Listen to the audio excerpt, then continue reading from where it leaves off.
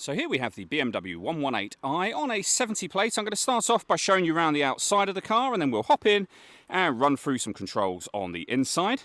From the outside you can see it's a 5-door car with alloy wheels. We're going to start off inside the boot and then work our way around the rest of it from there. As we approach the back of the car, you can see we have reversing sensors, plenty of boot space as well, along with that 60/40 split folding rear seat should you wish to increase this space even further. Okay, so we're just going to work our way back around to the front of the car, and then we'll hop in and run through some controls on the inside of it from there. But now that we've done a full circle, you can see it's in fantastic condition the whole way round. Just briefly before we climb in, I think it's well worth seeing the interior from this exterior point of view. There's plenty to run through on the dashboard, so let's hop in and we'll do that right now. Okay, now that we're inside the car, we're going to start with the dials. Over on the left-hand side, we have the speedometer and fuel gauge. We have the rev counter and coolant temperature gauge on the right-hand side. In the centre, you can see the digital readout for the speedometer, first of all. You can change that information using controls on the steering wheel for various different menus and different information within those menus as well. That information is all changed using the buttons on the right-hand side of the steering wheel just here. Over on the left-hand side, we have cruise control. We have speed limiter as well, and you can make adjustments to the speed using that dial. Over in the center, you'll then find the main screen for the car. So as you can see, it's all touchscreen.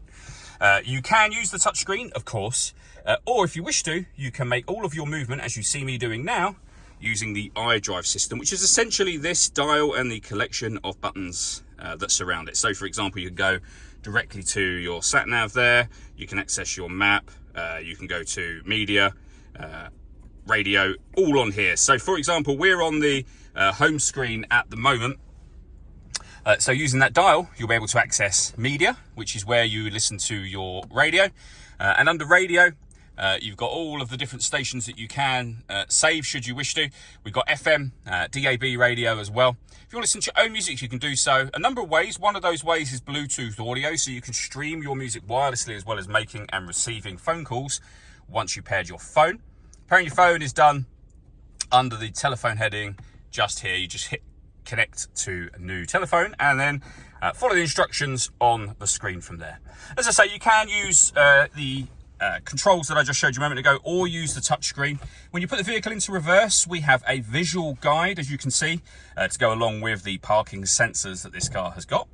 Working our way down from there, we have dual zone climate control. So you can adjust the passenger and driver temperature up and down, of course. And you can see on here it's showing you the temperatures. We can increase and decrease the fan speed.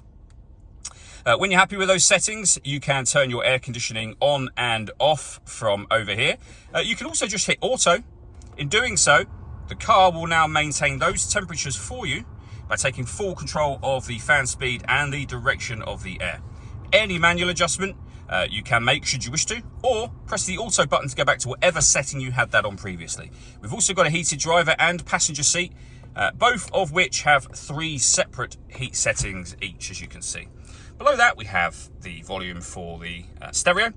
We have various controls just here for radio presets, for example, for skipping tracks. We have some storage, USB input, 2 cup holders, a 12-volt charging socket, your 6-speed manual gearbox, next to which we can turn off your parking sensors. We can turn off the stop and start in this car. So this vehicle is designed to cut out when it's stationary in traffic to save you fuel. That system is off when that light shows. That's your start and stop button for the engine. You just need to make sure the key is in the car with you. And then you can change the driving setup of the car as well. So you can put it into Sport, Comfort and Eco Pro as well. All that leaves me to say is thank you for taking the time to watch this video. If you'd like to come and see the car for yourself and have a test drive, please feel free to give us a call here at 7daysonly.co.uk. We'd love to hear from you soon.